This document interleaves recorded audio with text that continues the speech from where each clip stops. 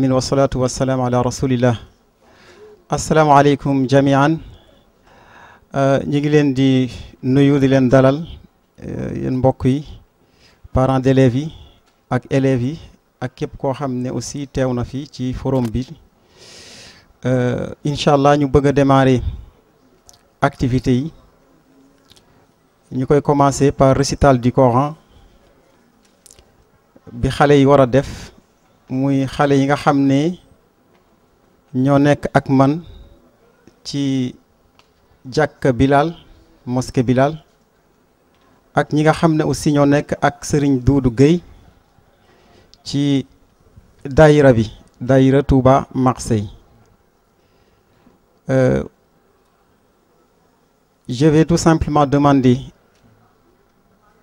je vais appeler 7 parmi mes élèves donc de la mosquée Bilal, qui vont venir monter ici sur le podium, et après on va les appeler un par un pour qu'ils récitent leur sourate, Inch'Allah.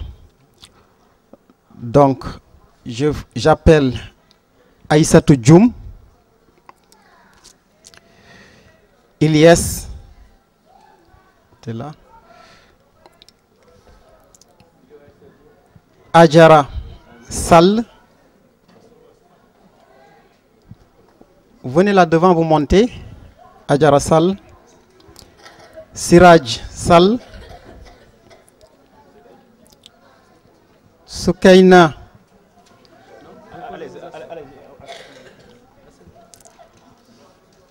Mamdjara et Moukran. Assalamu alaikum wa rahmatullah. Donc on va essayer de démarrer, mais avant cela, nous aurions aimé que l'imam Sall nous fasse, Inch'Allah, pour le démarrage, à côté d'un illustre personnage aussi de l'islam du Sénégal, imam Abdul Akram Baké. Voilà, merci beaucoup, qui lui animera la conférence après ce récital. Bismillahir Rahmanir Rahim. Alhamdulillahi Rabbil Alamin. Wassalatu wassalamu ala ashrafil mursalin. Sayyidina Muhammadin wa ala alihi wa sahabati at-tayyibin at-tahirin. Yéen mbokki jullit yi fa tabarakallahu, yal na yàlla def jataay bi lépp muy xéewal, muy barke di yiw ñeel ñun ñëpp. di ñaan yàlla subhanahu wa taala ba tey mu defal ñu ci at tawfiq wa sadaat wal xayra wal birra. xanaa rek incha allah ñu ngi ziare ñëpp daal ci gàttal, di ci jiital sëriñ bi toog ci sama wet ak jàngalekat yi nga xam ne ñoo def ci xale yi li ñu def bañ toog tey ci sunu kanam fas yéene ñoo dégtal lenn ci wax yàlla subhanahu wa taala. bon ñu jàng rek al fatiha ak salaatu fatiha, bu ñu paree ñu daal koy tëj rek ci ñaan gu gàtt rek incha allah. kenn ku nekk na jàng al fatiha teg ci salaat al fatihi wala salaatu bu waay man rek nga teg ko ci. ñu yéene rek ñun ñëpp yàlla def subhanahu wa taala lépp luñ fi wax rek ba ñu mu jib fi rek yàlla na ko lépp deful ko. allahumma inna nas'aluka bi asma'ika al husna wa bi sifatika al ula وباسمك الأعظم الذي من دعاك به أجبت، ومن نسألك اللهم بأسمائك الحسنى وبصفاتك العلى وباسمك الأعظم الذي من سألك به أعطيت، ومن دعاك به أجبت، أن تجعل جمعنا هذا جمعا مرحوما. اللهم اجعل هذا الجمع جمعا مرحوما. اللهم وفقنا فيه لما تحبه وترضى. اللهم لا تدع فينا ولا منا ولا معنا ولا بيننا شقيا ولا محروما. لا ذنبا إلا غفرته ولا هما إلا فرجته ولا كربا إلا نفسته ولا غائبا إلا رددته ولا مظلوما إلا نصرته ولا ضالا إلا هديته ولا جاهلا إلا علمته ولا ثائبا إلا قبلته ولا مريضا إلا شفيته ولا سائلا إلا أعطيته. اللهم إنا عبادك وأبناء عبادك وبنو إمائك نواصينا بيدك ماض فينا حكمك عدل فينا قضاؤك يا رب نسألك بكل اسم هو لك سميت به نفسك أو أنزلته في كتابك أو علمته أحدا من خلقك أو استأثرت به في علم الغيب عندك أن تجعل القرآن العظيم ربيع قلوبنا اللهم اجعل القرآن العظيم ربيع قلوبنا اللهم اجعل القرآن العظيم ربيع قلوبنا ونور صدورنا وجلاء أحزاننا وذهب همومنا وغمومنا اللهم تقبل من الصيام والقيام والركوع والسجود وسائر الأعمال إنك ولي ذلك والقادر عليه اللهم صل على سيدنا محمد وعلى آله وصحبه وسلم سبحان ربك رب العزة عما يصفون وسلام على المرسلين والحمد لله رب العالمين. Amin, ya Rabbal Alamin. Une nouvelle maison de l'islam qui a été créée aussi à Marseille par la Daïra Mouride et on en est très très fiers et je pense qu'aussi là, Diorin ou notre grand cheikh aussi Abdel Akram Baké pourront aussi évoquer cette nouvelle création qui se rajoute déjà à la mosquée Bilal, donc l'islam qui est présent de plus en plus à Marseille dans la paix, dans la tranquillité, mais en même temps dans la foi et l'abnégation des croyants. Que cela perdure, Inch'Allah. Voilà, nous allons démarrer le récital de Coran par les élèves de l'imam Ba qui sont à la mosquée Bilal et suivront aussi cet autre enfant de l'imam Doudou Gaye qui est dans la Daïra Mouride. Donc je passe la parole à Doudou. Donc simultanément donc je vais appeler donc Adama Sow.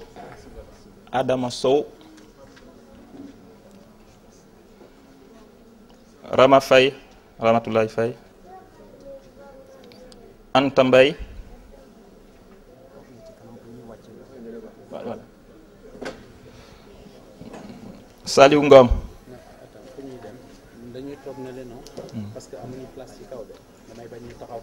Maguette Diop,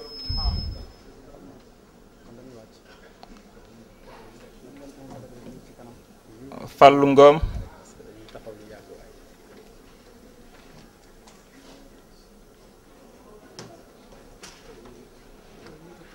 Fallou Mbaye,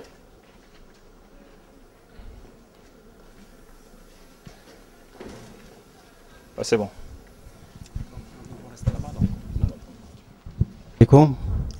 Voilà, donc tu vas te présenter et nous réciter une sourate, Inch'Allah. Et je suis élève à la mosquée Bilal. Je vais réciter Suratul Khashira. Bismillahirrahmanirrahim. A'udhu billahi minash shaitanir rajim. Bismillahirrahmanirrahim. هل أتاك حديث الخاشعة يومئذ خاشعة عاملة ناصبة تصلى نارا حامية تسقى من عين آنية ليس لهم طعام إلا من ضريع لا يسمن ولا يغني من جوع وجوه يومئذ ناعمة لسعيها راضية في جنات عالية لا تسمع فيها لاغية فيها عين جارية فيها سرور مرفوعة وأكواب موضوعة ونمارق مصفوفة وزرابي مبثوثة أفلا ينظرون إلى الإبل كيف خلقت وإلى السماء كيف رفعت وإلى الجبال كيف نصبت وإلى الأرض كيف سطحت فذكر إنما أنت مذكر لست عليهم بمسيطر إلا من تولى وكفر فيعذبه الله العذاب الأكبر إن إلينا إيابهم ثم إن علينا حسابهم. Allahu Akbar, Masha'Allah, Barakallah Fik. Donc on va passer au suivant. Ilyes.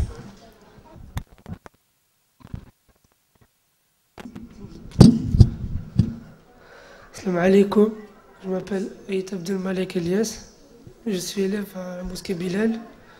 Je vais vous réciter A'la, Suratul A'la et Suratul Tariq. A'udhu billahi minash shaitanir rajim. Bismillahir rahmanir rahim. Sabbih isma rabbikal a'la allazi khalaqa fasawwa wallazi akhraja فجعله تنسى إلا ما شاء الله إنه يعلم الجهر وما يخفى ونيسرك لليسرى فات الذكرى سيذكر من يخشاه ويتجنبها الأتقى الذي يصلى النار الكبرى ثم لا يموت فيها ولا يحيا قد أفلح من تزكى وذكر اسم ربه فصلى بل تؤثرون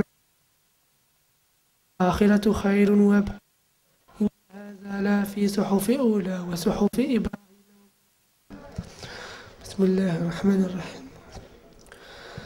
إذا السماء والطارق وما أدراك ما الطارق النجم الثاقب إن كل نفس لما عليها حافظ فلينظر الإنسان مما خلق من ماء دافق يخرج من بين الصلب والترائب إنه على رجعه لقادر يوم تبلى السرائر فما له من قوة ولا ناصر والسماء ذات الرجع والأرض ذات الصدع إنهم لقول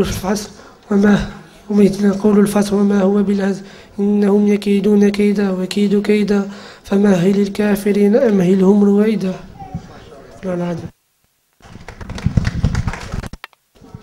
Assalamu alaikum, je m'appelle Adjiratou, j'étudie à la mosquée Bilal avec Imam Ba. Aujourd'hui, je vais vous réciter une sourate.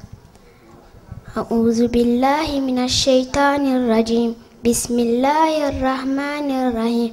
Wal-layli idha yaghsha wan-nahari idha tajalla wa ma khalaqa az-zakara wal-unsa inna sa'yakum lashatta fa amma man a'ta wattaqa wa saddaqa bil-husna fasanuyassiruhu lil-yusra wa amma man bakhila wastaghna wa kazzaba bil-husna fasanuyassiruhu lil-usra وما يغني عنه ماله إذا تردى إن علينا للهدى وإن لنا للآخرة والأولى فأنذرتكم نارا تلظى لا يصلاها إلا الأشقى الذي كذب وتولى وسيجنبها الأتقى الذي يؤتي ماله يتزكى وما لأحد عنده من نعمة تجزى إلا ابتغاء وجه ربه الأعلى ولسوف يرضى صدق الله العظيم. Barakallah fik ya Jara. Donc on va passer au suivant, réciter la même sourate. Assalamu alaikum, je m'appelle Siraj, j'étudie à la mosquée Bilal Ba avec Imam Ba. Aujourd'hui, je vais vous réciter en sourate Wal-Layl. أعوذ بالله من الشيطان الرجيم بسم الله الرحمن الرحيم والليل إذا يغشى والنهار إذا تجلى وما خلق الذكر والأنثى إن سعيكم لشتى فأما من أعطى واتقى وصدق بالحسنى فسنيسره لليسرى وأما من بخل واستغنى وكذب بالحسنى فسنيسره للعسرى وما يغني عنه ماله إذا تردى إن علينا للهدى وإن لنا للآخرة والأولى فأنذرتكم نارا تلظى لا يصلاها إلا الأشقى الذي كذب وتولى وسيجنبها الأتقى الذي يؤتي ماله يتزكى وما أحد عنده من نعمة تجزى إلا ابتغاء وجه ربه الأعلى ولسوف يرضى صدق الله العظيم. Merci, Barakallah fik. On va passer à la suivante. Soukaina. Salam alaikum, je m'appelle Soukaina, j'étudie à la mosquée Bilal avec Imam Ba et je vais vous réciter la sourate Al-Alaq suivie de la sourate Al-Ma'oun. A'udhu billahi minash shaitanir rajim. Bismillahir rahmanir rahim. Iqra bismi rabbikal ladhi khalaqa. Khalaqal insana min 'alaqin. Ikra wa rabbukal akram. Alladhi 'allama bil qalam.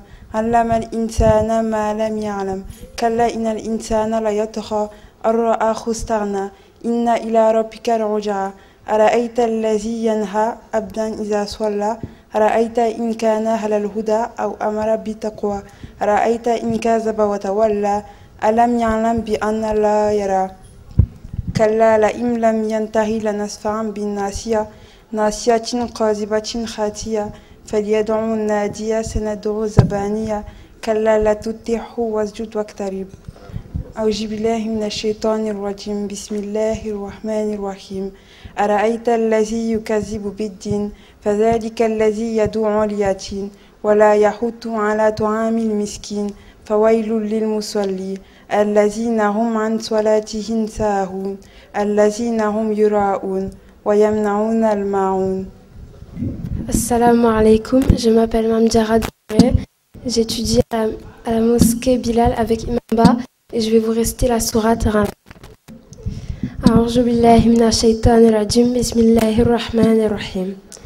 Iqra bismi rabbikal ladzi khalaqa خلق الإنسان من علق اقرأ وربك الأكرم الذي علم بالقلم علم الإنسان ما لم يعلم كلا إن الإنسان ليطغى أن رآه استغنى إن إلى ربك الرجعى أرأيت الذي ينهى عبدا إذا صلى أرأيت إن كان على الهدى أو أمر بالتقوى أرأيت إن كذب وتولى ألم يعلم بأن الله يرى كلا لئن لم ينتهي لنسفعا بالناصية ناصية كاذبة خاطئة فليدع ناديها سندع الزبانية كلا لا تطعه واسجد واقترب.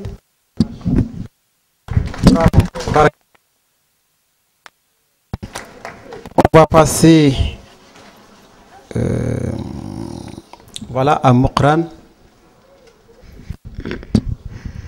Salam alaikum, je m'appelle Mokran. Je prends les cours avec l'Imamba. J'étudie à la mosquée Bilal. Je vais vous réciter les sourates Tin et Sharh. بسم الله الرحمن الرحيم ألم نشرح لك صدرك ووضعنا عنك وزرك الذي أنقض ظهرك ورفعنا لك ذكرك فإن مع العسر يسرا إن مع العسر يسرا فإذا فرغت فانصب وإلى ربك فارغب بسم الله الرحمن الرحيم والتين والزيتون وطور سينين وهذا البلد الأمين لقد خلقنا الإنسان في أحسن تقويم ثم رددناه أسفل سافلين إن الذين آمنوا وعملوا الصالحات فلهم أجر غير ممنون فما يكذبك بعد بالدين أليس الله بأحكم الحاكمين صدق الله العظيم.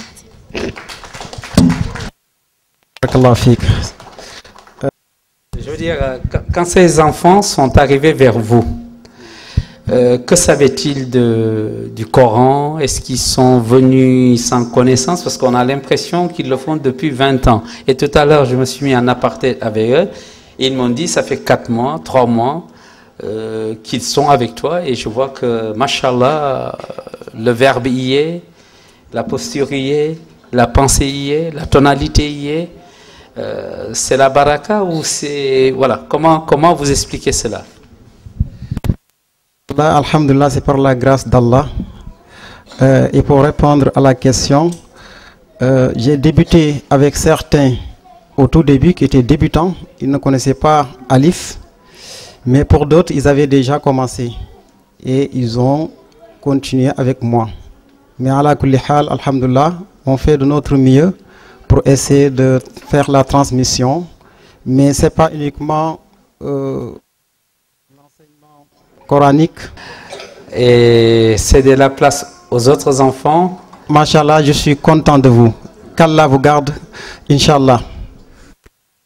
Merci beaucoup, Imam. Il y a des raisons d'être fier de. Et tout à l'heure, de toute façon, quand on aura fini tout, parce que il y a un verset quand même, Iqra, qui est venu, et souvent on a entendu le mot Al-Akram.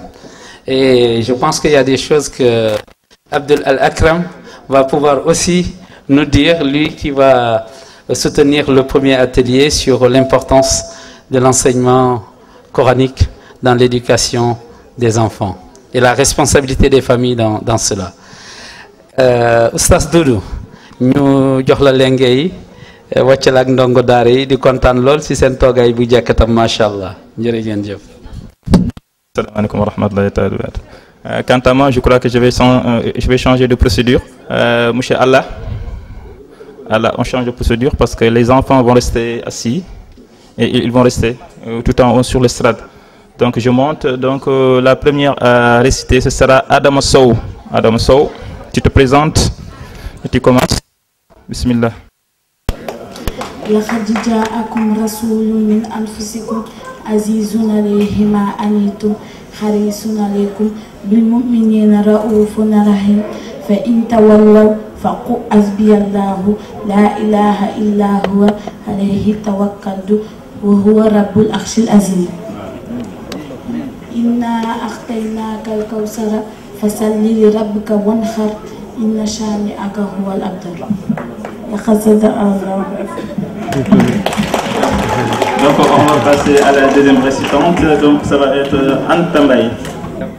الله لا إله إلا هو الحي القيوم لا تأخذه سنة ولا نوم له ما في السماوات وما في الأرض من ذا الذي يشفع عنده إلا بإذنه يعلم ما بين أيديهم وما خلفهم ولا يحيطون بشيء من علمه إلا بما شاء وسع كرسيه السماوات والأرض ولا يئوده حفظهما وهو رب العرش العظيم.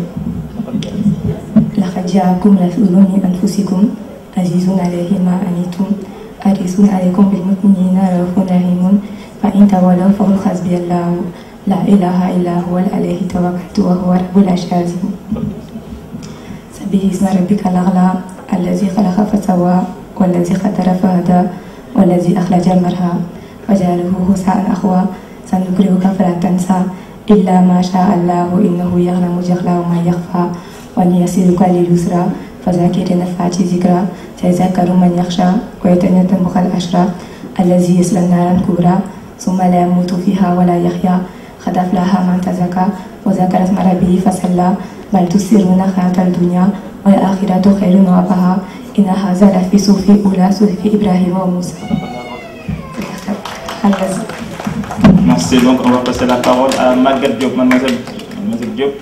Salam alaikum, je m'appelle Maguette Diop et je vais vous réciter 3 sourates. A'udhu billahi minash shaitanir rajim. Bismillahir rahmanir rahim. Qul a'udhu bi rabbin nas, malikin nas, ilahin nas, min sharri waswasil nas, allazi yuwaswisu fi sudurin nas, minal jinnati wan nas.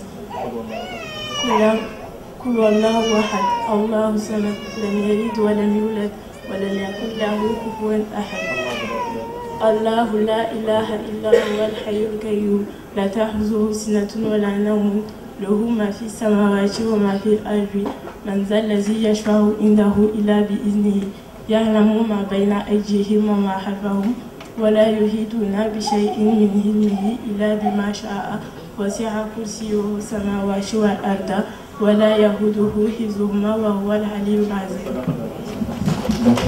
On va passer la parole à Ramatoulaye Faye. Bonjour, je m'appelle Rama, j'ai 13 ans, je vais réciter la sourate Ayat al-Lazi et Qul Wallahu Ahad. A'udhu billahi minash shaitanir rajim. Bismillahir rahmanir rahim.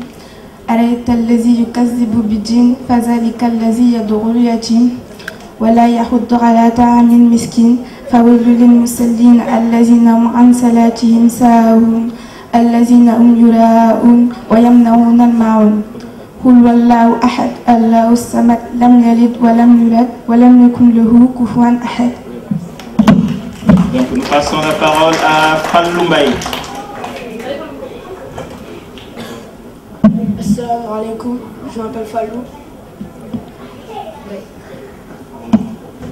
أعوذ بالله من الشيطان الرجيم بسم الله الرحمن الرحيم والضحى والليل إذا سجى ما ودعك ربك وما خلى وللآخرة خير لك من الأولى ولسوف يعطيك ربك فترضى ألم يجدك يتيما فآوى ووجدك ضالا فهدى ووجدك غائلا فأغنى فأما اليتيم فلا تقهر وأما السائل فلا تنهر وأما بنعمة ربك فحدث ألم نشرح لك صدرك ووضعنا عنك وزرك الذي أنقض ظهرك ورفعنا لك ذكرك فإن مع العسر يسرا إن مع العسر يسرا فإذا فرغت فانصب وإلى ربك فارغب والتين والزيتون والطور سنين وهذا البلد الأمين لقد خلقنا الإنسان في أحسن تقويم ثم رددناه أسفل سافلين إلا الذين آمنوا وعملوا الصالحات فلهم أجر خير ممنون فما يكذبك بعد بالدين أليس الله بأحكم الحاكمين صدق الله العظيم. Nous passons la parole à Sani Ngom. Bonjour, je m'appelle Séverine, j'ai 9 ans. أعوذ بالله من الشيطان الرجيم بسم الله الرحمن الرحيم ألم نشرح لك صدرك ووضعنا عنك وزرك الذي أنقض ظهرك ورفعنا لك ذكرك فإن مع العسر يسرا إن مع العسر يسرا فإذا فرغت فانصب وإلى ربك فارغب. Très bien. Donc nous passons la parole au dernier récitant, donc Falngom. Donc tu nous fais de sourate de Yassine, du début Yassine au premier Moubin, fi Imamin Moubin. أعوذ بالله من الشيطان الرجيم بسم الله الرحمن الرحيم ياسين والقرآن الحكيم إنك لمن المرسلين على صراط مستقيم تنزيل العزيز الرحيم لتنذر قوما ما أنذر آباؤهم فهم غافلون لقد حق القول على أكثرهم فهم لا يؤمنون إنا جعلنا في أعناقهم أغلالا فهي إلى الأذقان فهم مقمحون وجعلنا من بين أيديهم سدا ومن خلفهم سدا فأغشيناهم فهم لا يبصرون وسواء عليهم أأنذرتهم أم لم تنذرهم لا يؤمنون إنما تنذر من اتبع الذكر وخشي الرحمن بالغيب فبشره بمغفرة وأجر كريم إنا نحن نحيي الموتى ونكتب ما قدموا وآثارهم وكل شيء أحصيناه في إمام مبين صدق الله العظيم. Alors, salam alaikum. Donc, on vous remercie les enfants et bonne continuation. Que Dieu vous protège. Donc, nous allons poursuivre avec la suite des élèves de Sileiba. Donc, Adissi,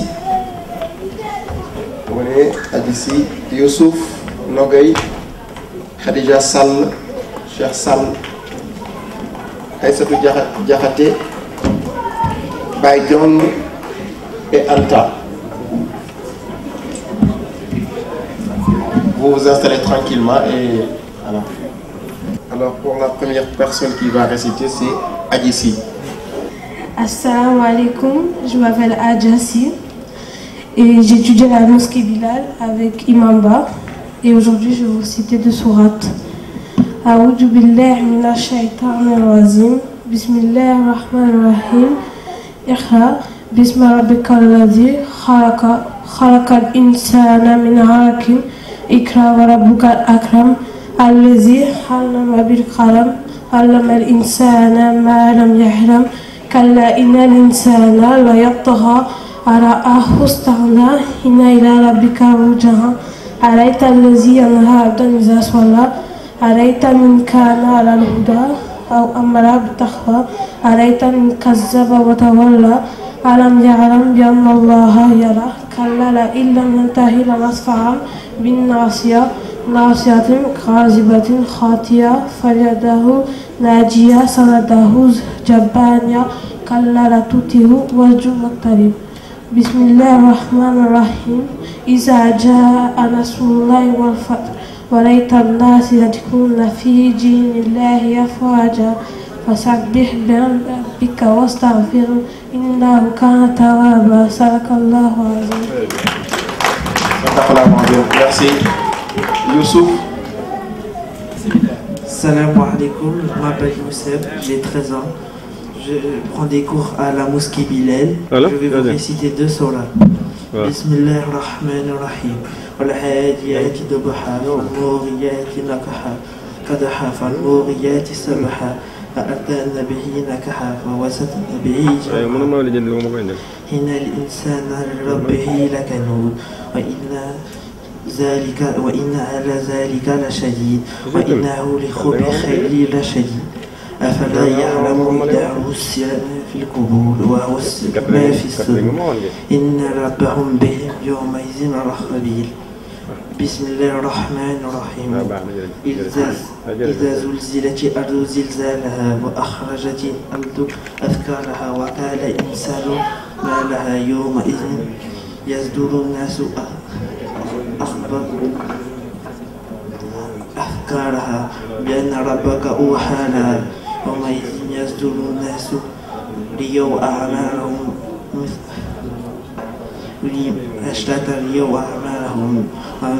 فمن يعمل مثقال ذرة خير يره ومن يعمل مثقال ذرة شر يره. Merci et bon courage pour la suite. Alors, donc Youssef vient de réciter Nogay. Assalamu alaikum, je m'appelle Nogay. J'apprends à la mosquée Bilal avec Imamba. Je vais réciter Al-Zalzala et Al-Hakum Takasur. A'udhu billahi minash shaitanir rajim. Bismillahir rahmanir rahim.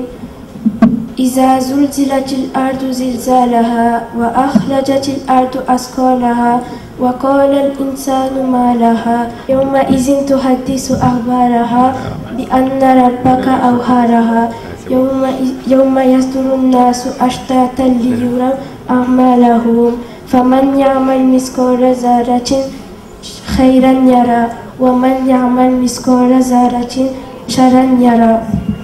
بسم الله الرحمن الرحيم ألهاكم التكاثر حتى زرتم المقابر كلا سوف تعلمون ثم كلا سوف تعلمون كلا لو تعلمون علم اليقين لترون الجحيم ثم لترونها عين اليقين ثم لتسألون يومئذ عن النعيم. Merci, Sadaqallah wa Adi, Allah Rasul Mustafa al-Karim. Khadijatou Sall. Je m'appelle Khadijatou Sall, j'étudie à la mosquée Bilal avec Imamba et je vais vous réciter en sourate Fussilat. A'udhu billahi minash shaitanir rajim. Bismillahir rahmanir rahim. Hamim tanzilun minar rahmanir rahim. Kitabun fussilat ayatuhu Qur'anan arabiyyan liqaumin ya'lamun.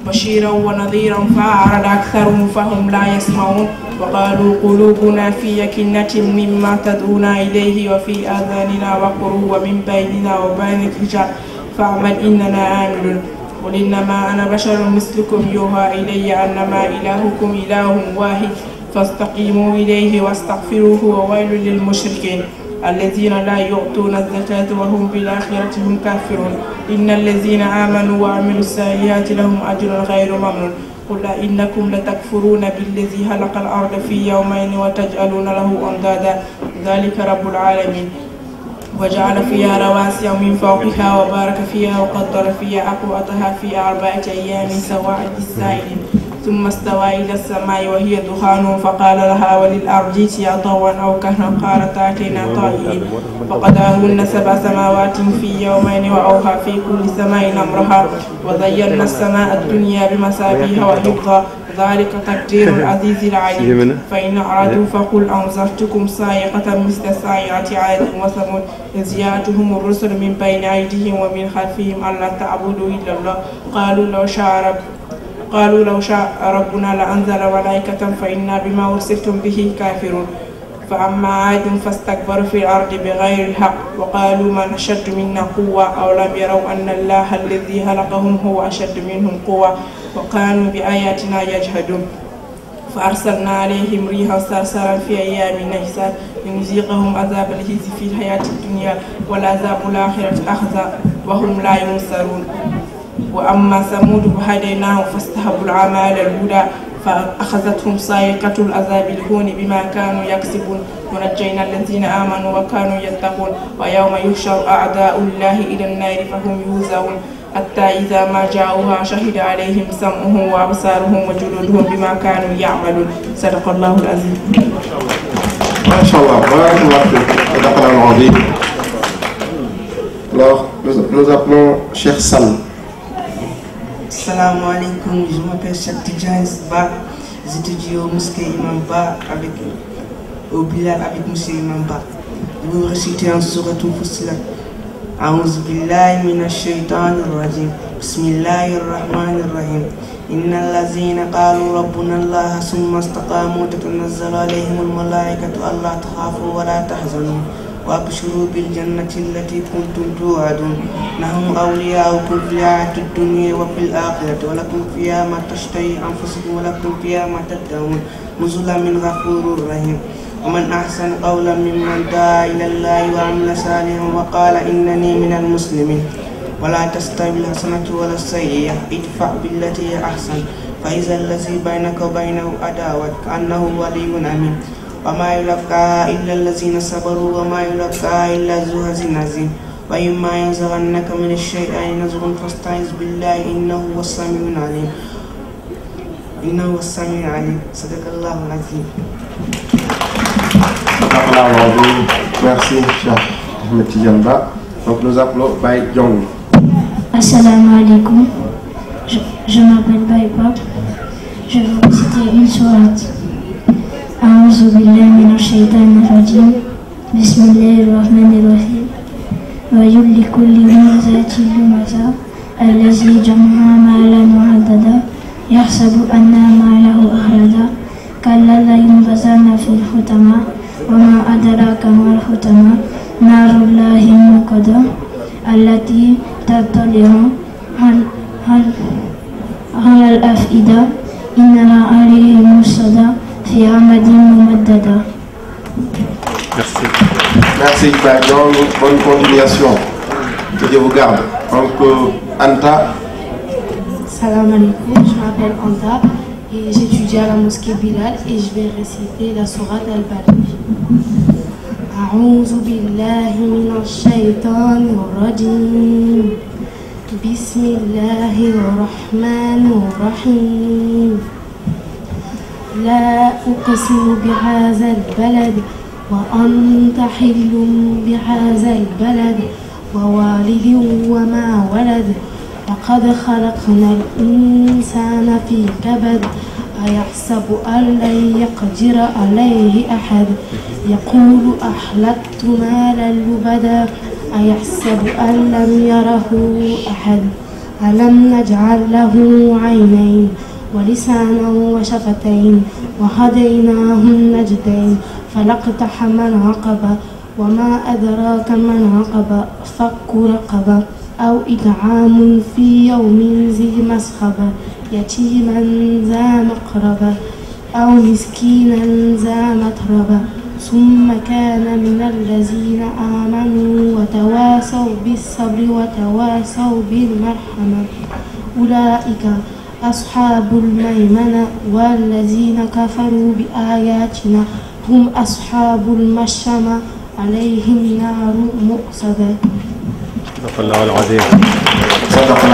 Merci beaucoup. Donc, nous vous remercions et nous vous souhaitons bonne continuation. Que Dieu vous garde. Une question pour...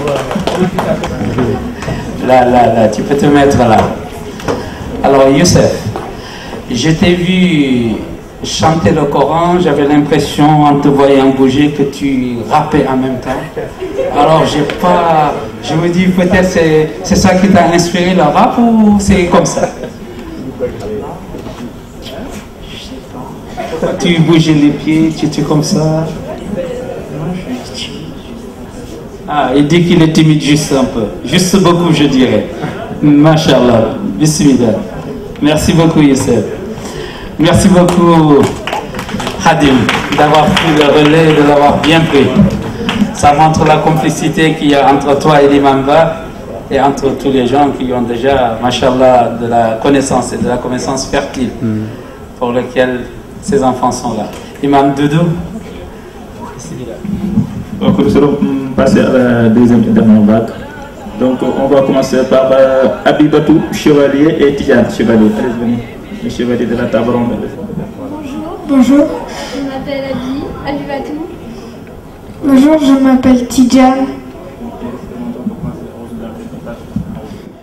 أعوذ بالله من الشيطان الرجيم بسم الله الرحمن الرحيم الحمد لله رب العالمين الرحمن الرحيم مالك يوم الدين إياك نعبد وإياك نستعين اهدنا الصراط المستقيم صراط الذين أنعمت عليهم غير المغضوب عليهم ولا الضالين قل هو الله أحد الله الصمد لم يلد ولم يولد ولم يكن له كفوا أحد قل أعوذ برب الفلق من شر ما خلق ومن شر غاسق إذا وقب ومن شر النفاثات في العقد ومن شر حاسد إذا حسد إذا جاء نصر الله والفتح ورأيت الناس يدخلون في دين الله أفواجا فسبح بحمد ربك واستغفره إنه كان توابا إنا أعطيناك الكوثر فصل لربك وانحر إن شانئك هو الأبتر تبت يدا أبي لهب وتب ما أغنى عنه ماله وما كسب سيصلى نارا ذات لهب وامرأته حمالة الحطب في جيدها حبل من مسد. Félicitations, merci. On passe donc à Saliou Sow. Saliou. Saliou Sow, j'ai 10 ans.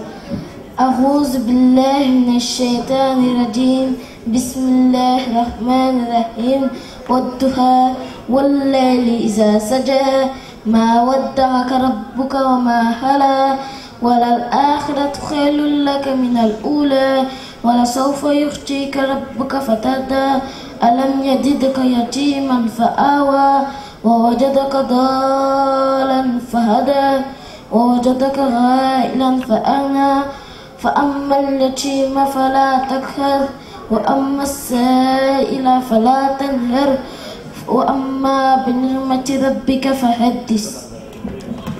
Merci, M. Salou. Bonjour, je m'appelle Murtada et je vais réciter Wadduha et Alam Nashrah. أعوذ بالله من الشيطان الرجيم بسم الله الرحمن الرحيم والضحى والليل إذا سجى ما ودعك ربك وما خلا وللآخرة خير لك من الأولى ولسوف يخطيك ربك فتغدى ألم يجدك يتيما فآوى ووجدك ضالا فهدى ووجدك غائلا فأغنى ألم يتيم فأما اليتيم فلا تقهر وأما السائل فلا تنهر وأما بنعمة ربك فحدث. بسم الله الرحمن الرحيم ألم نشرح لك صدرك ووضعنا عنك وزرك الذي أنقض ظهرك ورفعنا لك ذكرك فإن مع العسر يسرا إن مع العسر يسرا فإذا فرغت فانصب وإلى ربك فارغب. Félicitations. Donc nous passons la parole à M. Wad Oumar Wad. Il va nous faire la sourate Al-Fajr. Assalamu alaikum. Je m'appelle Wad Oumar et je vais réciter Al-Fajr. أعوذ بالله من الشيطان الرجيم بسم الله الرحمن الرحيم والفجر وليال عشر والشفع والوتر والليل إذا يسري هل في ذلك قسم لذي حجر ألم تر كيف فعل ربك بعاد إرم ذات العماد التي لم يخلق مثلها في البلاد وثمود الذين جابوا الصخر بالواد وفرعون ذي الأوتاد الذين طغوا في البلاد فأكثروا فيها الفساد فصب عليهم ربك صوت عذاب إن ربك لبالمرصاد فأما الإنسان إذا ما ابتلاه ربه فرحمه ونعمه فيقول ربي أكرمن وأما إذا ما ابتلاه فقدر عليه رزقه فيقول ربي أهانن كلا بل لا تكرمون اليتيم ولا تحاضون على طعام المسكين وتأكلون التراث أكلا لما وتحبون المال حبا جما كلا إذا دكت الأرض دكا دكا وجاء ربك والملك صفا صفا وجيء يومئذ بجهنم يومئذ يتذكر الإنسان وأنى له الذكرى يقول يا ليتني قدمت لحياتي فيومئذ لا يعذب عذابه أحد ولا يوثق وثاقه أحد يا أيتها النفس المطمئنة ارجعي إلى ربك راضية مرضية فادخلي في عبادي وادخلي جنتي. Merci beaucoup. Donc, très bien. Donc, nous passons la parole à Mademoiselle Bangora, Mamteni Bangora. Je m'appelle Mamteni Bangora et je vais rester Iza Jaa, voilà ainsi et Kula A'udhu billahi minas.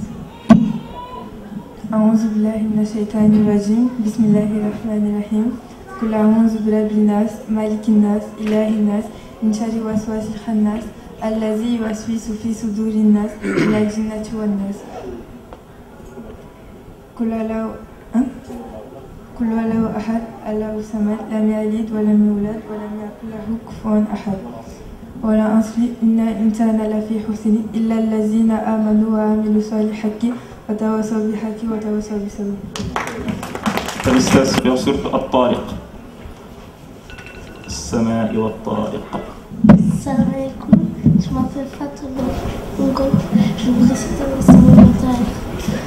أعوذ بالله من الشيطان الرجيم بسم الله الرحمن الرحيم والسماء والطارق وما أدراك ما الطارق النجم الساهق إن كل نفس بما عليها حافظ فلينظر الإنسان مما خلق يخرج من بين الصلب والترائب إنه على رجعه لقادر يوم تبلى السرائر فما له من قوة ولا ناصر السماء ذات الرجع والأرض ذات الصدع إنه لقول فصل وما هو بهزل إنهم يكيدون كيدا وأكيد كيدا فمهل الكافرين أمهلهم. Mashallah. Allez, Mboulé, présente-toi, allez, vas-y. Je m'appelle Moulesan, j'ai 8 ans. Je vais vous réciter la sourate Lam Yakunil Lazina.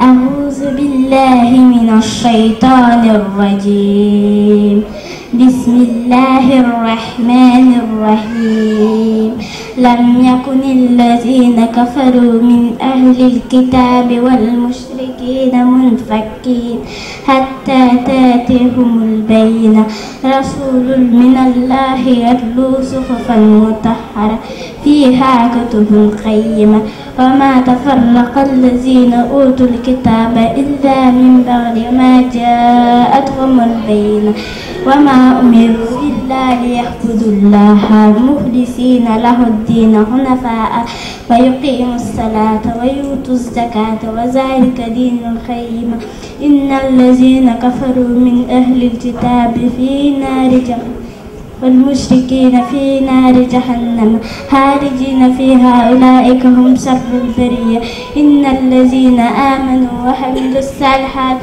أولئك هم خير البرية جزاؤهم عند ربهم جنات عدن تجري من تحتها الأنهار خالدين فيها أبدا رضي الله عنهم ورضوا عنه ذلك لمن خشي ربه. Très bien, merci beaucoup. Donc nous passons la parole au dernier récitant, donc c'est Cheikh Nambay. Salam alaikum, je m'appelle Cheikh Nambay et je vais réciter Surat An-Naba. أعوذ بالله من الشيطان الرجيم بسم الله الرحمن الرحيم عما يتساءلون عن النبأ العظيم الذي هم فيه مختلفون كلا سيعلمون ثم كلا سيعلمون ألم نجعل الأرض مهادا والجبال أوتادا وخلقناكم أزواجا وجعلنا نومكم سباتا وجعلنا الليل لباسا وجعلنا النهار معاشا وبنينا فوقكم سبعا شدادا وجعلنا سراجا وهاجا وأنزلنا من المعصرات ماء ثجاجا لنخرج به حبا ونباتا وجنات ألفافا إن يوم الفصل كان ميقاتا يوم ينفخ في السور فتأتون أفواجا وفتحت السماء فكانت أبوابا وسيرت الجبال فكانت سرابا إن جهنم كانت مرصادا للطاغين مآبا لابسين فيها أحقابا لا يذوقون فيها بردا ولا شرابا إلا حميما وغساقا جزاء وفاقا إنهم كانوا لا يرجون حسابا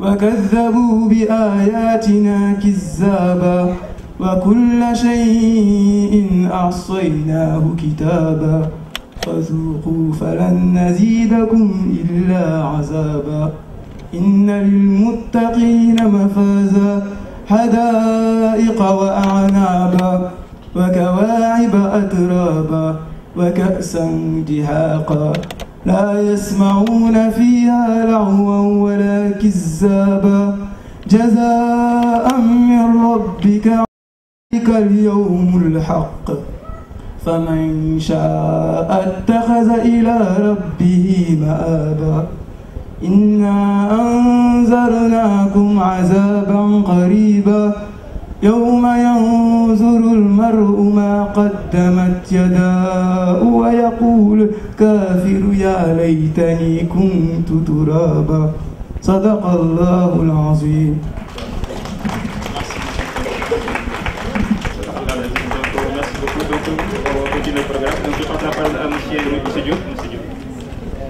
Merci les enfants, félicitations. Merci beaucoup. Merci beaucoup, Doudou.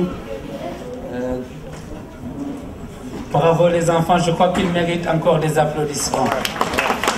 Bravo, machallah. Merci beaucoup. Bismillah, bismillah, bismillah. Vraiment, bravo, bravo, bravo. Si, t'éloigne pas, viens 2 minutes. Il faudra quand même expliquer un peu ces efforts-là. Très très bien. Et je vois que ce duo-là, le garçon, il s'est fait écraser. Hein? La sœur a trop pris le pouvoir là. Hein? Les hommes se font tout petits là. Hein? Bravo madame, bravo mademoiselle en tout cas pour cette belle voix aussi. Hein? Mais les cadeaux vont arriver après. Hein? Voilà. Très bien. Merci beaucoup, Oustas. Merci beaucoup. Alors on va peut-être, je ne sais pas s'il y a des questions d'ailleurs que les familles, que les gens veulent poser. Poser des questions aux enfants. Les enfants, est-ce que vous avez des choses à nous dire d'ailleurs? Est-ce que les imams sont très durs, les oustas là? Est-ce qu'ils frappent comme nous on faisait? C'est pour ça que Tafassel, il n'a jamais pu continuer à aller à l'école coranique parce qu'on l'a tellement... Il a tellement reçu de coups, il a fait comme moi. On s'est retrouvé à la plage. Est-ce que vous, il vous donne des cours? Hein? Il y a quelqu'un qui me répond? Qui s'est fait maltraiter comme Moustapha? Non. Eh oui, bien. C'est Moustapha le pauvre. Là, tu vois, tu n'as pas eu les mêmes imams. Hein? Alors, est-ce que l'imam est dur? Est-ce qu'il a une pédagogie? Est-ce qu'il vous bouscule? Ou est-ce que dans la tranquillité, vous apprenez à avancer avec lui? Non, on apprend plutôt de la tranquillité, mais il y a quelques enfants, des fois. Des fois, vous n'avez pas du tout. Hein? Vas-y. Des fois quoi? Hein? Il faut dire avec eux. Eh bien, très très bien. Il faut être dur avec eux. Non, je crois qu'ils pourront apprendre dans la tranquillité et dans la sérénité. Les filles. Si. Ben viens. Alors. Non, mais d'abord, je ne te parle pas de ça, je veux te dire ce que tu as récité. Est-ce que tu sais la portée, à quoi ça peut servir tout à l'heure, ce que tu as dit, comme qu'est-ce que tu as récité?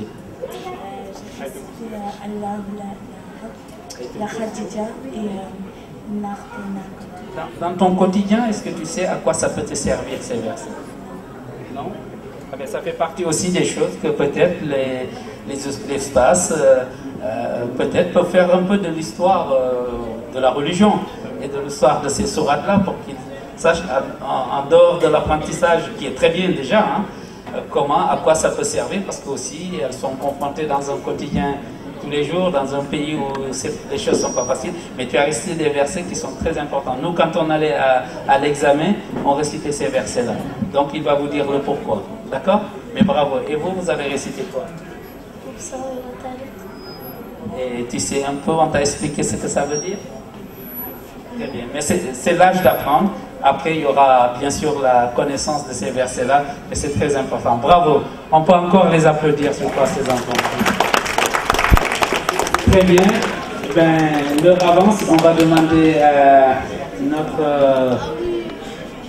El Hajj Abdel Akram de monter sur la scène.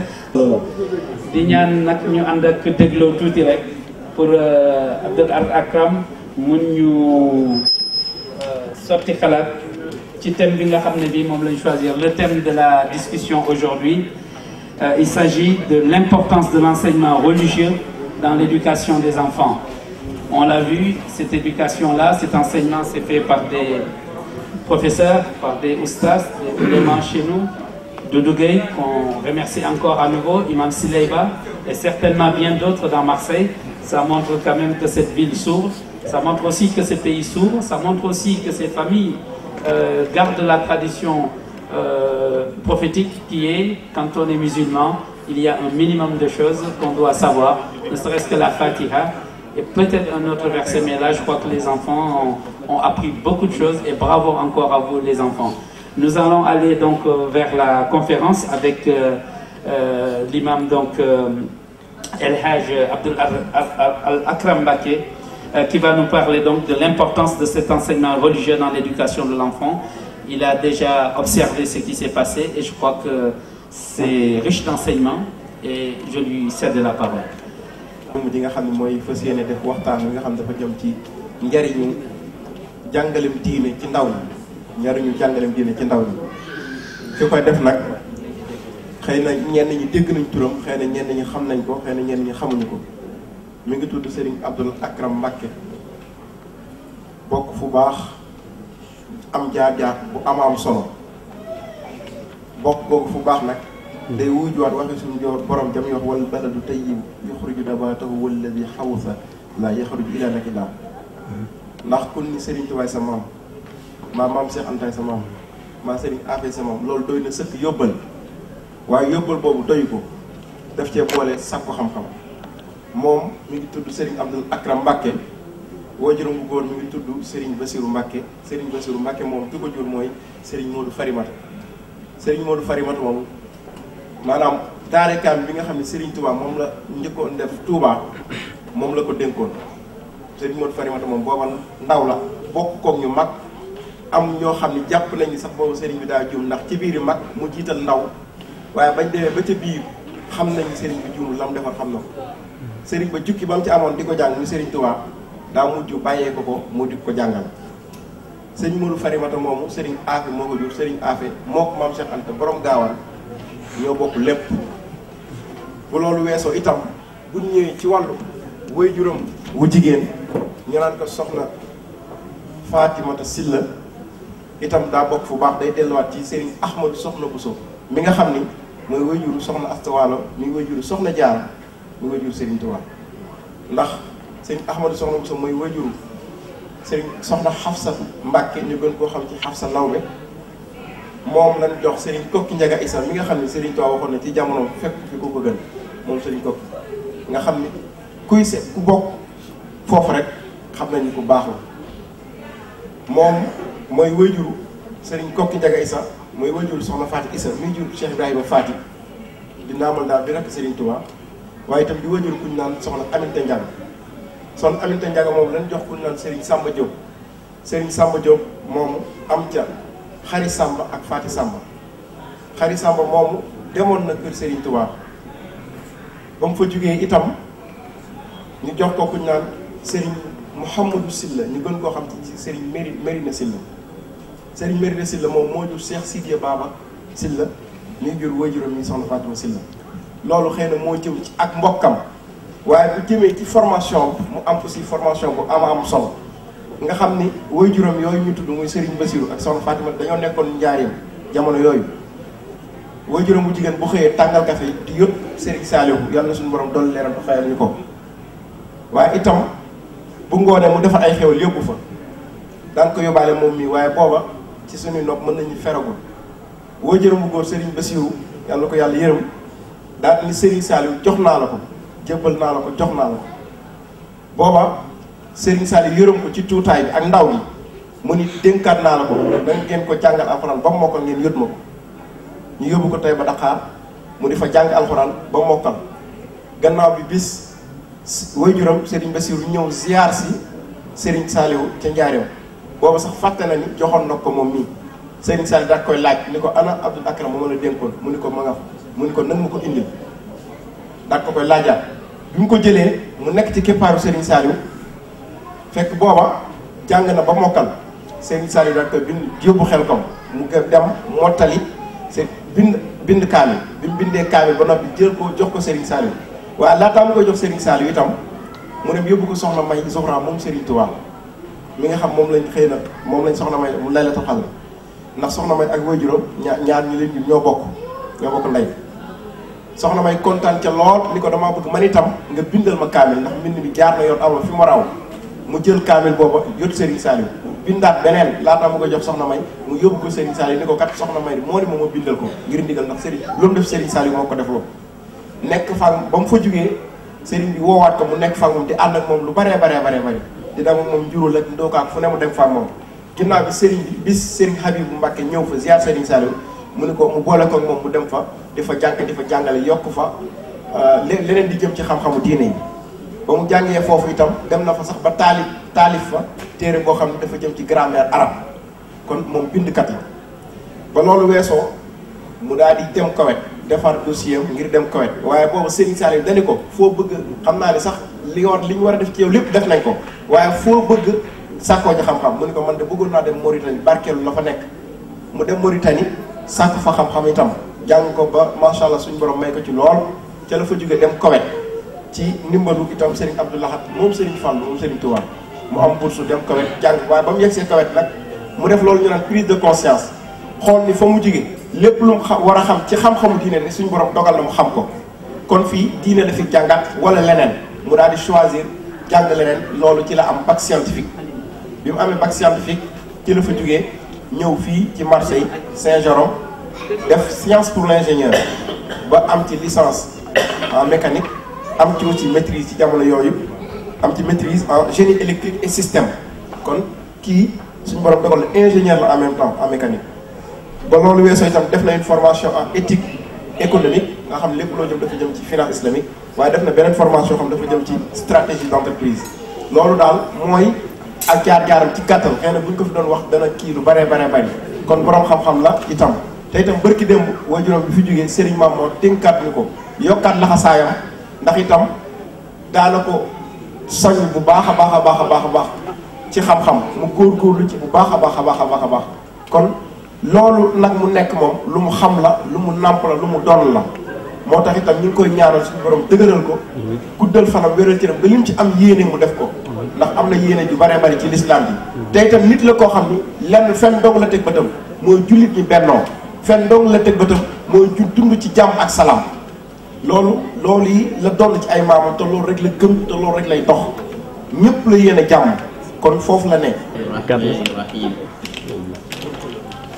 وصل اللهم وسلم وبارك على سيدنا ومولانا محمد وعلى آله وصحبه وخديمه صلاة تنجينا بها من جميع الأهوال والآفات وتقضي لنا بها جميع الحاجات وتطهرنا بها من جميع السيئات ترفعنا بها عندك على الدرجات تبلغنا بها أقصى الغايات من جميع الخيرات في الحياة وبعد الممات. mbokki jullit yi ñi képp ku ñuy bàyyi xel ak képp koo xam ne xarala gi jottale ni lay wax ji ñoo ngi leen di nuyu moom laa ko jox moom laa ko posé nuyu bi ñu lislaam tànnal te mooy nuyoo bu aljana bu ëllëgee moo di assalaamu aleykum wa rahmatullahi taala wa barakaatu. kenn ku ne nuyoo bi nag kenn ku ci ne ñoo ngi la koy joxe ci daraja ji la yàlla jox. ñoo ngi leen di baalu àq ñoo ngi leen di baal àq ñoo ngi ñaan yàlla mi yor ak njëggal mu jéggal ñu ci barkeeb weeru tedd wi ak barkeeb fukki fan yu mujj ci koor gi mu boole ñu ak njëggal.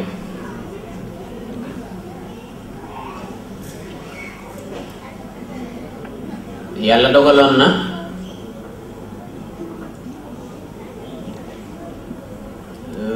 comme niñ ko xamee rek amoon nañ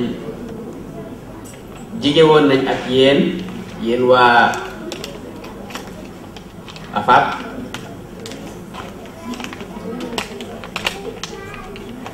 ci seen 14e édition bi ngeen doon def di jàppale ñi fi waajur yi ak njaboot gi dimbale leen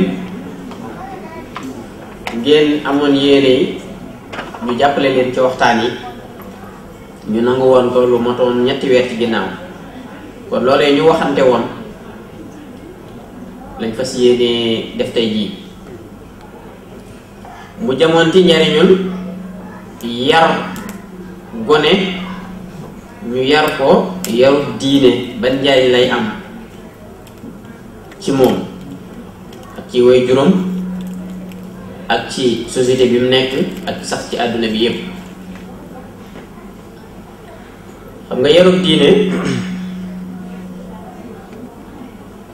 lu fi am njariñ rek ci àdduna yarub diine boo ko ca génnee dara du ca des. man nañ koo tàmbalee ci yonent bi sallallahu alayhi wa sallam moo wax ne te moom mooy mi nga xamante ne njariñ lu fi am ca dënnam boobee la jógee moo wax ne addabani rabbi fa ahsana ta'dibi sama borom ci boppam moo ma yar yarub diine boobu ñuy nar a waxtaane maanaam suñ borom moom moo ko yara yonent bi suñ borom moo ko yaral boppam ndax bëggutoon kenn di am ci yoonam sax moo tax avant muy juddu moom waaye juróom yu ko jur nelaw na biñ ca tegee ay at yaayam ju ko jur nelaw suñ borom moom moo ko yaral boppam. dëgg la nit ki am na loo xam ne daf koy doon ci ay waajuram loo xam ne kenn mënu koo dindi ci moom loo xam ne du soppeeku waaye nag am na loo xam ne dañ koy yokk ci moom ndaw li buñ ko yokkee ci loolu mooy waral muy dem ba ni ko alxuraan waxee laqad xalaqna al insana fi ahsani taqwimin summa radadnahu asfala safilina mën naa dem sax ba gën malaayika moom doomu aadama yarub diine koy def waaye buñ ko sàgganee nag day àgg ci mel ni bàyyi ma in hum illa kal an'am bal hum adall du amal boppam njariñ du ko amal ay bokkam du ko amal kenn kon mënta ñàkk kon loolu dafa mel ni lu mënta ñàkk la loo xam ne boo ko defee am njariñ boo ko defal gis lor ji kon loolu mënta ñàkk te yarub diine daa doon lu mën a dimbale doomu aadama bi yarub diine dafa doon lu yaatu waaye li muy def ci moom niñ ko waxee wa nabluukum bi sharri wal xayr suñu borom daa indi aaya boobu indi woon comme ni ñuy tëggi ab loi comme ni ñuy tëggee loi lii mooy loi nii lay demee kenn mënu ci dara maanaam man maa leen bind maa leen moom waaye nag dinaa leen defal lu neex dinaa leen defal lu naqari am na ci beneen aaya bu ne wala nabluwannakum bi shay'in min al xawfi wal juu'i wa naqsin min al amwali wal anfusi wa samarat man dinaa leen nattoo ragal dana am jamono yoo xamante ne da ngeen leen nattoo ngeen am lu ngeen di tiit léeg-léeg mën nattoo leenu tiit léeg-léeg seen alal am lu ciy manqué te du ngeen ci mën dara léeg-léeg sax ay bakkan nga am lu la jege seer ci yow lool mu jëf ci jël ko wala seen meññet yi moo manqué ko loolu lépp nag man la neex looloo tax kon principe bu am solo ci diine day daal di dugg si bi ñu waxee looloo tax alquran ni mu ko tegalee nga xam ne alquran dafa mat am ne wa bashiri sabirin alladina iza asabatum musibatun qalu inna lillahi wa inna ilayhi rajiun ulaika alayhim salawatu min rabbihim wa rahma wa ulaika humul muhtadun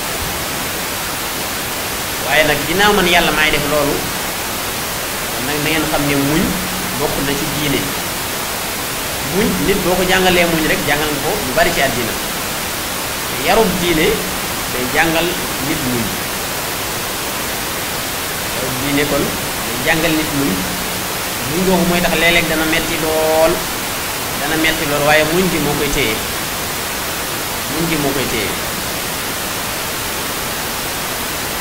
muñ gi itam bokk na ci yi nga xamante ne itam ci dana ko itteewoo mooy saxal ak gëm yàlla ci xale bi gëm ne yàlla am na gëm ne yàlla moom mooy dogal gëm ne itam am na gëneen dund boo xam ne ku ca góorgóorlu mën nga faa dund bu dax bi ñuy dund muy àjjana gëm ne bis penc am na loolu noonu itam bu dëgëree ci nit ki dana tax jamono bu mu nekk rek day am moral nga xam ne addunaam du naqari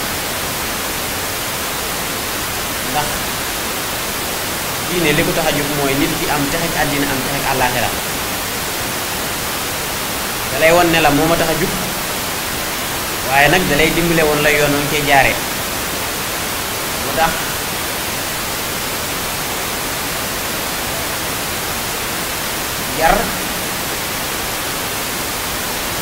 yarub diineem day wax doomu aadama bi ne ko am na min husni islaami man tarkuhu maa laa yaani lépp loo xam ne amulu la njariñ yow sa yoon bu mu ca nekk lépp loo xam ne amulu la njariñ jataay booy dem dañ koy natt mën nañ koo tàmbalee ci suñ jataay bii ku ci toog da ngay xool lan la lay jariñ ndax jàngum alxuraan bi ñu fi nekk amal na la njariñ nga ne waaw amal na ma njariñ ñu ne la toogal wala xamante bi fi am ñu xamante yokku wala xëy na xam-xam ñu fiy génne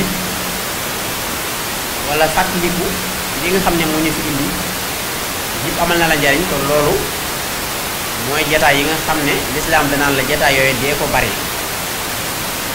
boo ko dee def da nga jariñu beneen jataay boo xam ne nag amulu la njariñul àddina amulu la njariñul àllaaxira boobaa nga sori ko ndax lislaam dafay wax diine dafay wax nit ki xamal ko ne xel ak yaram ñoom ñaar benn bu ci ne day mottali moroom ja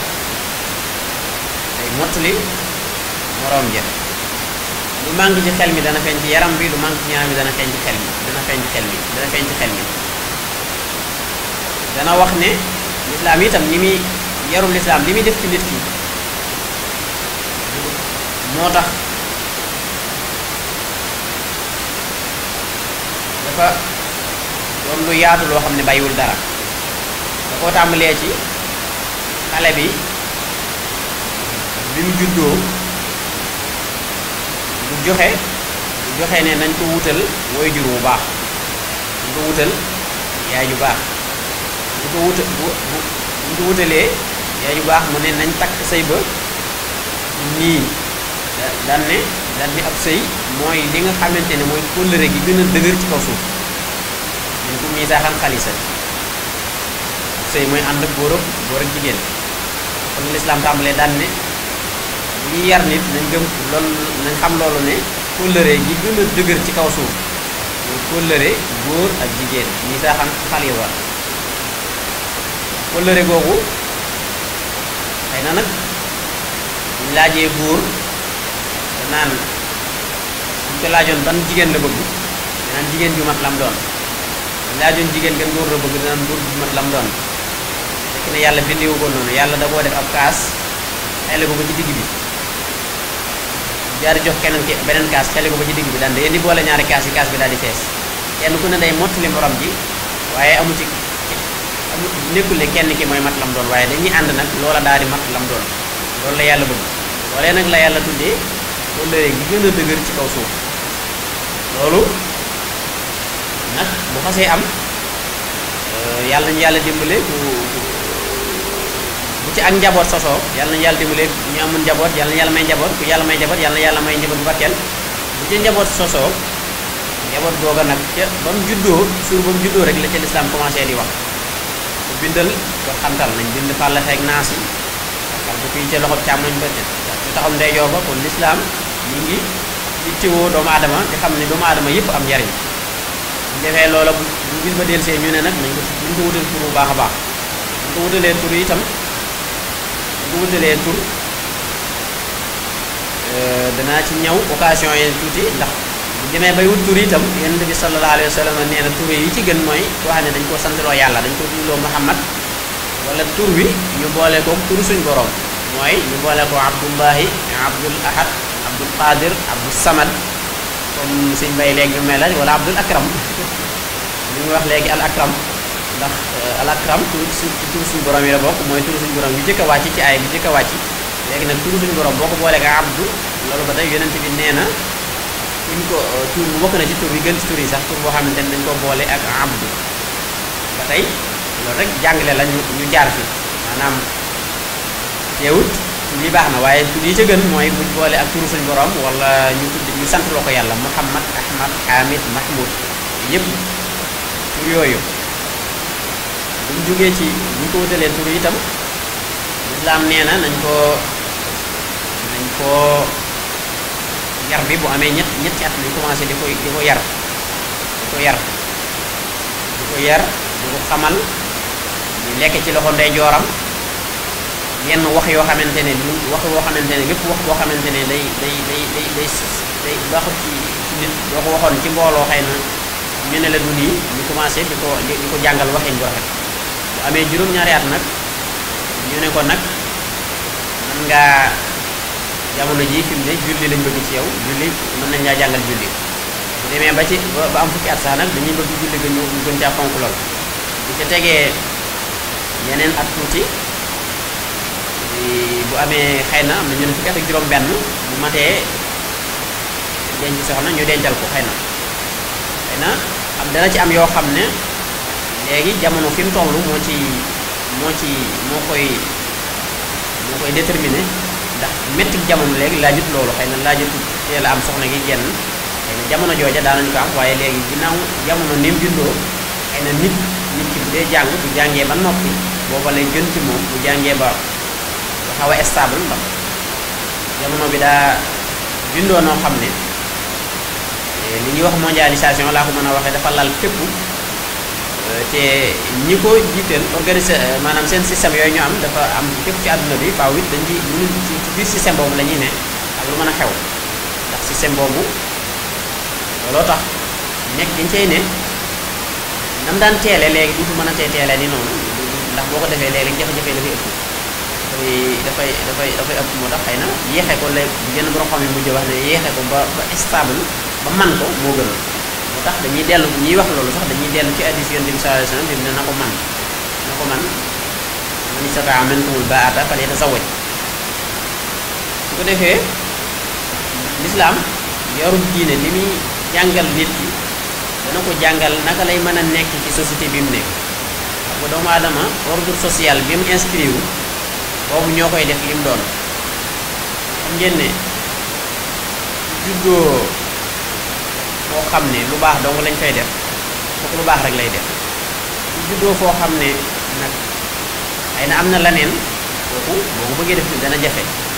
looloo tax lislaam da koy diine dafay ittiwoo nañ defar mbooloo mi nit ki yar bi li ci ëpp mooy fa muy mbooloo ma muy nekk la ëpp lu lam gis ñu koy def na doon la gën a baax.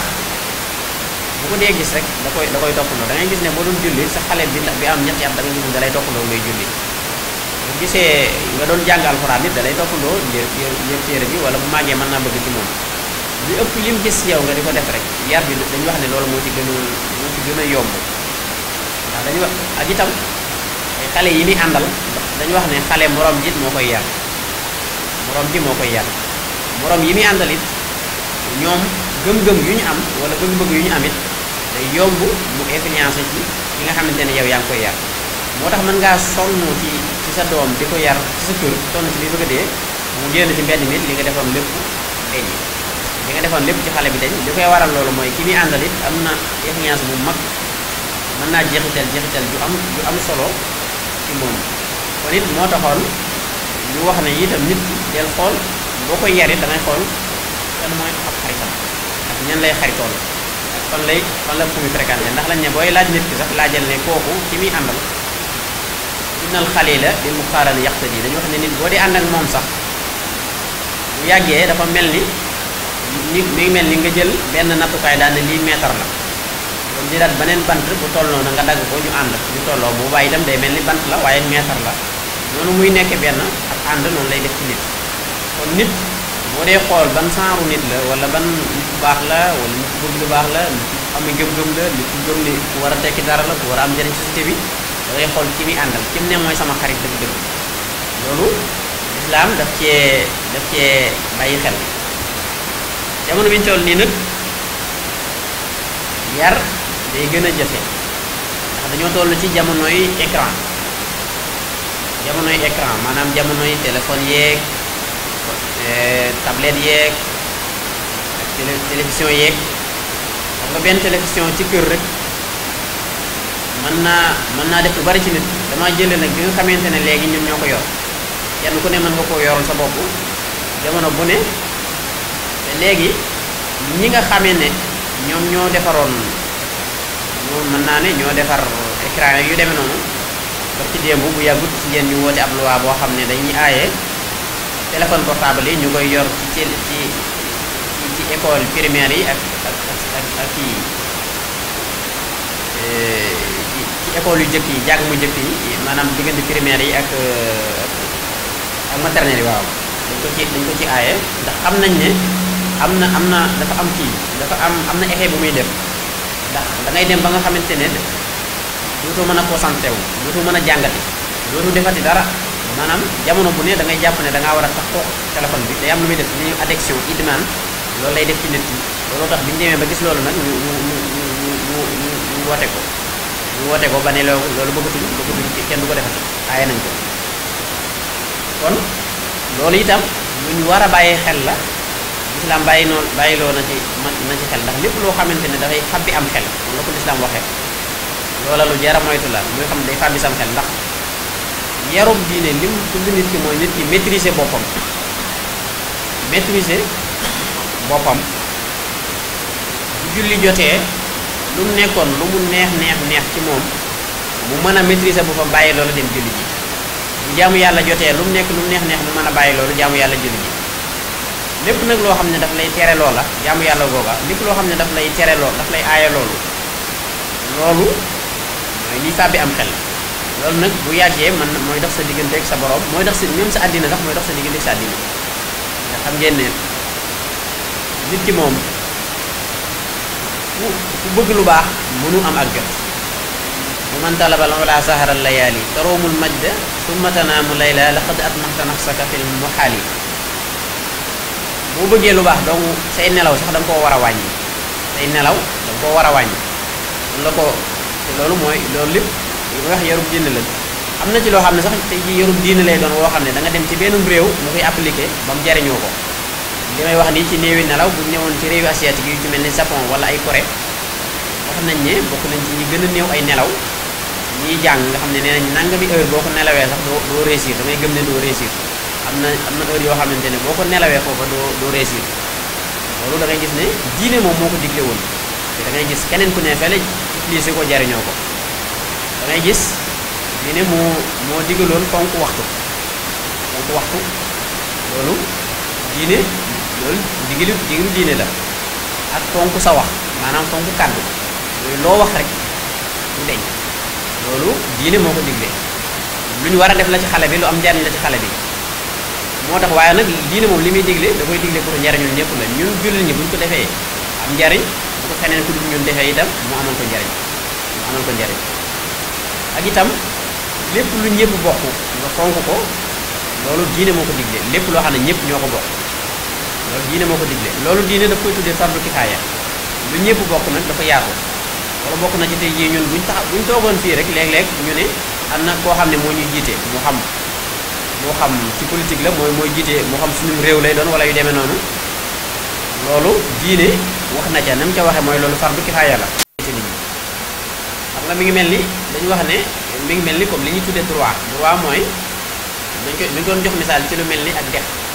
ji bu fekkente ne am na koo xam ne moom fuut la soxla ci dex gi am koo xamante ne daa bëgg a naan ci dex gi am koo xam ne moom toolam la war a yor bëgg caa roose am koo xam ne moom lim soxla mooy ñëw ci tefes gi rek ñëw nooyi air bu neex ba fay neex am koo xam ne moom ak juróom la bëgg ñu sàmm jeeg yu demee noonu léegi bu yoon doon joxe kii bi kan la koy jox dañuy wax ne ki nga xamante ne mooy fexe ba ñëpp jariñu ji kooku lañ koy jox kooku moo sañ a def loolu kon day mel ni ci lislaam adduna bi day mel ni lépp suñ borom moo ko moom waaye nag képp koo xamante ne mën naa fexe ba ñëpp jariñoo ko ñëpp mën koo jariñu bu baax a baax kookee noonu moo ko war a jiite kon loolu mooy fardu kifaaya la ko lislaam bi tuddee mooy li gën a yaatu li nga xamante ne ñenn ñi ñoo koy def mu wàcc ñenn ñi waaye nag bu ko kenn déwut ñëpp am bàkkaar loolu mooy bokk na ci itam nit ki bu fi toogee ba yàgg mu jóge ci àddina nit ñi war na jullit yëpp ñu jullee ko ñu sang ko jullee ko waaye nag bu ko ñenn yi defee rek ña ko def ñooy am yool ba ña ko defoon nag du ñu am yool ba waaye ñëpp la war loolu noonu lislaam daf ci bàyyiloo xel bu baax a baax ndax daf ci yar lu baree bare loolu itam teewul xëy na lislaam moo koy digle waaye ni ma ko waxee lislaam moom moo ko digle waaye teewul ñi nga xam ne bëgg lañ lu baax it bu ñu gisee ne lislaam digle na ko wala diine digle na ko dañ koy jéem a appliqué mu feeñ ci ñoom dana feeñ ci seenu yokkute lislaam lim digle mooy bañ a jël sa àqi moroom loolu dañ ko lu ñuy dugal la ci lislaam lu mu fonk la bañ a jël sa àqi moroom maanaam fexeel ba toujours lii sa àq rek nga jot ci lii sa àq nga jot ci maanaam bul léeg-léeg sax li nga xamante ne sa àq la boo ko bàyyee loolu lislaam daf ko bëgg moo tax mi ngi koy taggee sahaaba yi wa yu'thiruuna alaa anfusihim walaw kaana bihim xasaasa mooy isaar mooy nga gënal sa bopp nga xam ne lii ni yow yaa ko moom waaye da nga koy bàyyee mbooloo mi te yàlla rek tax loolu itam da ngay gis ne am na ay réew yoo xamante ne développé nañ mën nañ jël misaal lu mel ni Allemagne ay na bi fi yàlla dogal 1945 bi guerre bi jeexee daanaka lépp yàqu woon lépp waaye bi ñu leen laajee ne leen lan moo tax ngeen fexe ba agsiwaat fi ngeen agsi dañu wax ne discipline daal mooy yar ak teggin te loolu lislaam moom la digle am na benn misaal bu ñuy nettali boo xam ne dañoo toog di rang di xaar train bi xëy na wala métro bi am koy jëkkante bëgg gaaw jëkk a dugg am koo xëcc ne ko léegi ñun ab